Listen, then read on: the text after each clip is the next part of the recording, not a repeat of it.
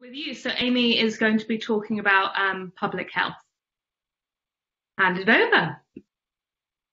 Thanks, Phoebe. And Asma, I hope we see you very soon. So first of all, I want to say thank you so much for inviting me to be part of this. It's a real joy to hear about all of the things that the community is doing already to support in the effort against COVID. So I'm a doctor working in the NHS, and I'll tell you a bit more about what I do in a minute. But I just think there's a tendency for us to think that we are tackling this by ourselves, and what is become clear is that the whole community is with us, and the fact that everyone here is trying to think of ways to support the whole community effort to get past this COVID challenge is actually just amazing, and I'm really very grateful for it. So my background is that I'm actually an oncology doctor, which doesn't necessarily lend me so much to the frontline effort, but I'm a medical doctor by training. And obviously oncology patients get coronavirus as well. So that's really what we're facing at the moment from an oncology point of view. So that's a doctor treating cancer. The other half of my role is that I'm what's called a chief registrar, which is a leadership and quality role. There's a network of us around the country. This year there are 72 of us in different trusts around the country, and we are connected in our mission to kind of improve quality within NHS trusts and the working life of doctors as a whole. And obviously, as a collective, we have had to respond quite quickly to the coronavirus crisis. And so I think that there are kind of two domains of challenge that I want to talk about today. One is about health as a whole. One is about the health of the population and the things that concern me, the things that I think are not being addressed by the systems that the NHS has in place for now. And then the other is about the needs of healthcare workers and maybe key workers as a whole. So I think it's obviously important to the functioning of our healthcare systems that we continue to have staff who are able to come to work and help people who are in hospitals, help people who are in the community. So I'll share with you in a minute a slide of all the various challenges that I think are potentially might be able to be addressed with a technological solution, which I know very little about, so I'm very glad that you are all here to help with this. There are other challenges that I think just simply aren't addressable in this forum, and they're normally things that are about funding and resources.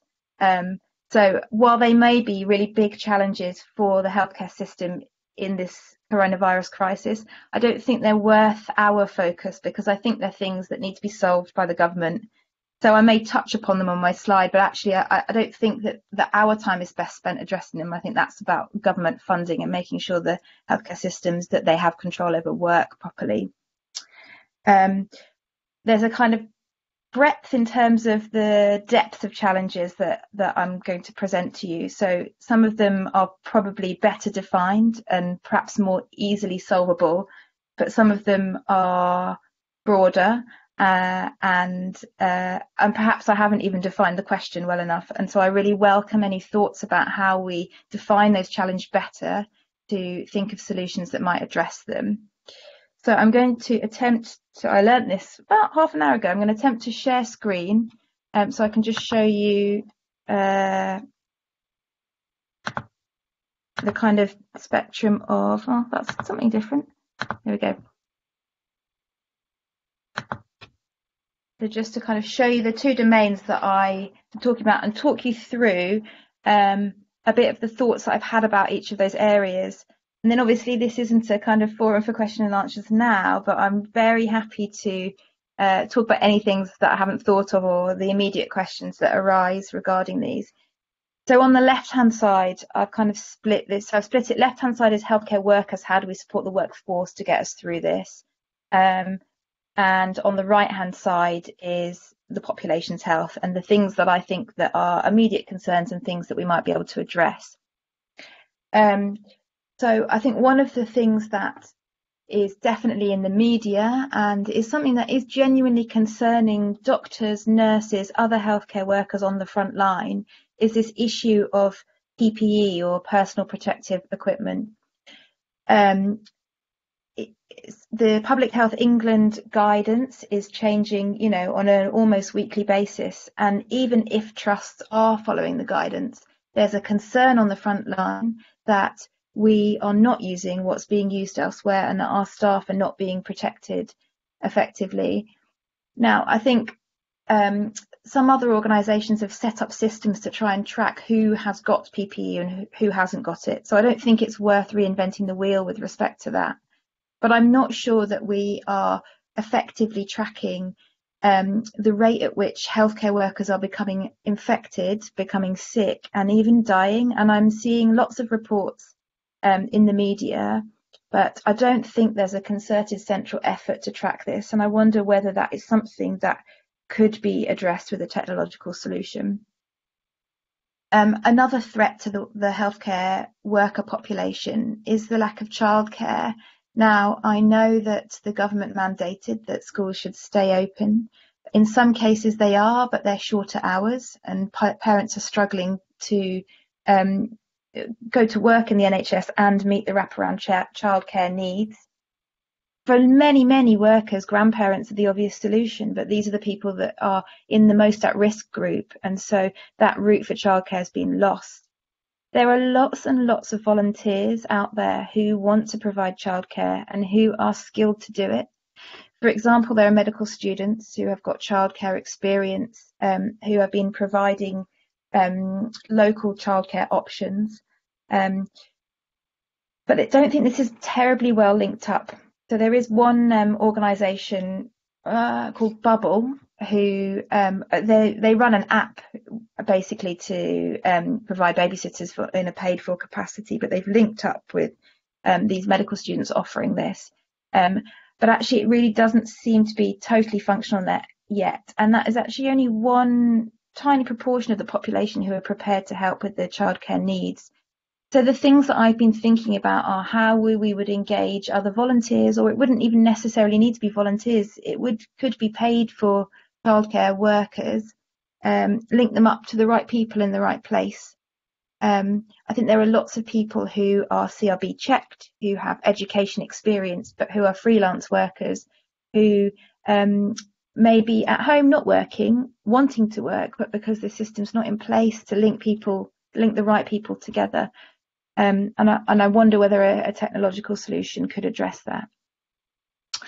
In terms of how we're organising the workforce, so I play a role in this in my kind of leadership capacity, and I can certainly say that on the ground floor, on the front line, things are evolving so quickly that rotoring people to work and to which environment they're working is a really tricky challenge. The NHS is often behind when it comes to digital solutions, and while I think there is software available for tackling rotoring, it's not necessarily being used, and it's clunky, it's not what we need to address this dynamic situation. So another thing that I thought of that might be able to have a really quick and direct impact is a technological solution for how we roster, how we allow people to make their availability for work known, and then how we inform people about what's going on the ground floor, where they will be working, and kind of sending out messages to the workforce that's active in that minute, if that makes some sense. The final thing that I have been thinking about and discussing with others in terms of supporting the workforce is how we make sure we are providing the basic needs of those who are at work. At the moment, most shifts have been converted not from a kind of 9 to 5, which do exist in the NHS, but from a long day shift, which often means 7:45 in the morning until 8:45 at night. And how do these people working these long hours, how do we make sure that they're fed?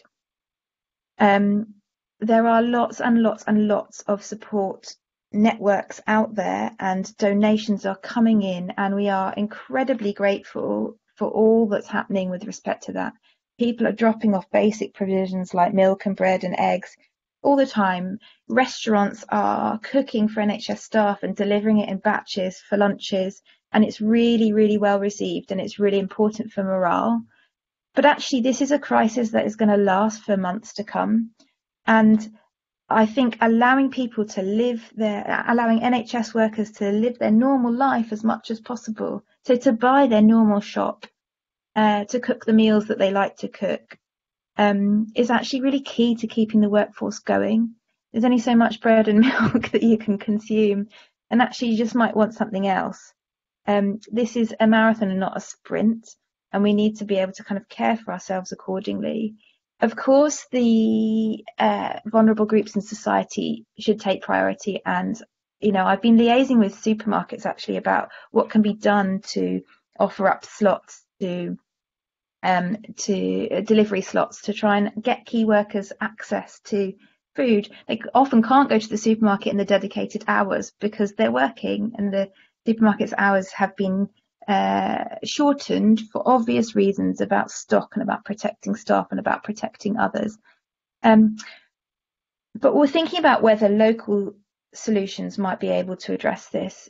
So it might have potentially there's a double benefit. We might be able to allow healthcare workers to kind of basically have a shopping list of things that are the normal things they would like to buy, and whether they could be linked up with volunteers who would do the shop, that would do the delivery. They might be people who would be able to be paid in that way, and it might also provide support for local businesses.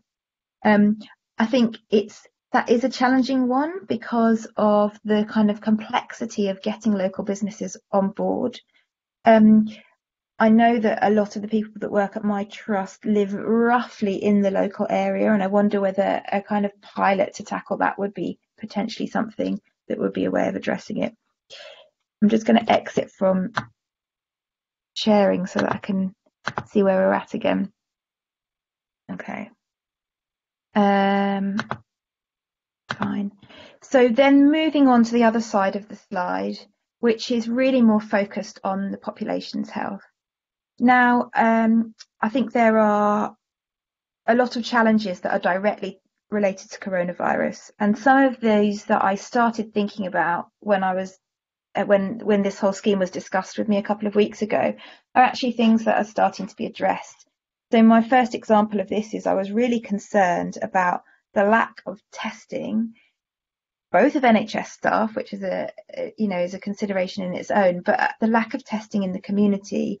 Deciding to only test people who are admitted to hospital necessarily selects a small chunk of the population. So that tells us about the people that are in hospital. It doesn't tell us about the wider population. So not only do we not know the degree of spread within the community if we're not testing, we don't know what symptoms they're experiencing, which means that they're allowed to be in the community and they don't need to be in the hospital, and whether actually there are symptoms wider than the ones that we consider to be related to coronavirus. Now, I think that has been addressed with a system that I don't know whether any of you have seen. I think it's called Join Zoe. I think it's really clever. It's inviting people in the community, and I think there are something like 2 million UK respondents now to track their symptoms, and already that is yielding a lot of information for the organisers. I think it's organised through Imperial, and they're starting to share that information. So I think that's an example where challenges have arisen and already there is a technological solution which is really, really working.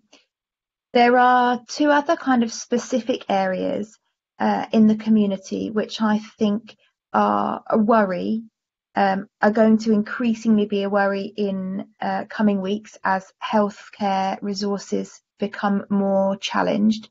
And they are both potentially areas where I see there could be a technological solution. So starting with the one at the top, which I've entitled Palliative Care in the Community. So for those that don't know what I mean by palliative care refers to meeting people's symptoms. It refers to treating people's symptoms, and that is in a holistic way. So it's not just things like pain, it's things like spiritual needs, it's things like future planning. Palliative care doesn't necessarily mean end of life care, but in this context, there will be a lot of people who die with coronavirus and die in the community because it's not appropriate for them to go to hospital, because going to hospital isn't going to fix them, and is potentially going to be a much less good experience for them at the end of their life. We need to make sure we are using the resources that we have to help these people in the community as best as possible. They're already in a stretched service, and it's already a challenge to meet the people that are dying of completely unrelated things in the community, to help them in the way that they want to be helped. Now, efforts are occurring to strengthen the workforce as much as possible, but there are not an unlimited number of palliative care nurses that are existing out there that aren't already engaged in this activity. So I was wondering about whether a technological solution could help address those needs. And I was thinking about this in two ways, and this may be silly and I'm sure I'll be corrected. One could be a responsive system that gave either the patient themselves or the relative further information about what to do to manage a symptom if it could be managed without expert help. The other thing I was thinking about was a kind of triage or traffic light system where people could report an increasing need or report a severity of need, and that would help the scarce workforce on the ground floor, on the shop floor, work out how and who to see first and to help first. I have been talking to some palliative teams about this, and I know that there is the team that's directly linked to the trust that I work at, which is UCLH, which is Camden and Islington, and then extending up into kind of Barnet, so in that northwest chunk of London, are already working with an organisation to do this. But I've been put in touch with some other palliative care teams which don't seem to have the technological backing to help them work those things out. So I'm hoping in the next day or two I will get a bit more insight from those who are working on the ground in this. The other area that I think is of concern in terms of the immediate management of this crisis, and we've probably all heard reports in the news of patients staying at home, abiding that advice to stay at home, do not stretch the NHS resources. If you're ill, do not come in, and staying at home so long that they die because they become that unwell. And that really worries me. And I'm not saying that the message to stay at home is the wrong message, but I think that there should be a backup. From talking to colleagues who work in the general practice setting, I understand that 111, the central urgent NHS advice service, is telling patients that they're receiving the patients, they're triaging them, but they're telling patients that they should contact the GP for further advice. And GP I spoke to said they are totally overwhelmed in terms of knowing who needs to be contacted and who is actually making a recovery, because they don't get any of that information. Now, I was thinking it might be a fairly neat and simple system to enable patients to download some app or use a web app, or I don't really understand the terminology, I'm sure you can tell, but allow them to report to their GP whether they're stable, better, worse, if they're really bad. And of course, there would be some flaws in self-reporting and some differences in how people deemed their symptoms. But if they didn't feel like they had to go and challenge a hospital, if they were just able to report to their GP that they were feeling a bit worse, then maybe the GP could select out that patient as a person for a call, as a person for a further person-to-person assessment. So there are some kind of two relatively self-contained ideas. The final thing that really, really worries me about this is, and this is born out of watching what is happening in an acute trust at the moment. We have gone from having 16 floors in our tower treating patients of various different medical health problems. Some of them are emergencies, some of them are elective, and about 2/3 of that tower already has been converted into COVID.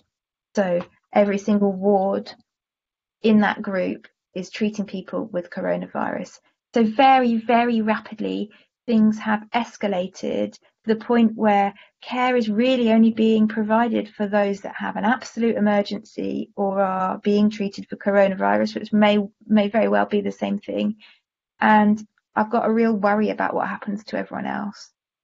Now, I don't know that this is an easy thing to track. I don't know how we address this.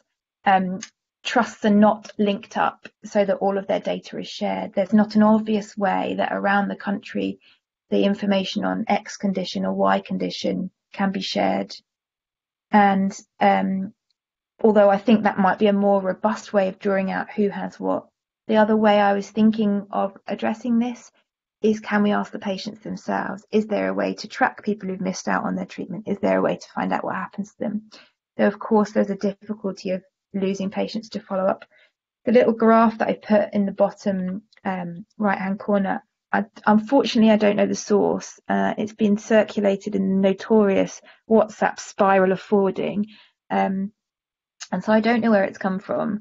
But I think it really addresses my concerns nicely, which is that, at the moment we're all focused on what's described as that first wave, what's happening right now, what are the death statistics by day, but you need to look at all of the other waves that are going to come after, and these are not all about mortality, but they're about morbidity, they're about general well-being, they're about what happens in the community, and this may be a far too big challenge to try and address with a single technological solution, but it is genuinely one of the things that concerns me so much about this crisis, is that everything is focused on the immediate term and so much is going to come afterwards. I'm going to stop sharing now. So that's probably it in terms of the challenges that I wanted to share with you.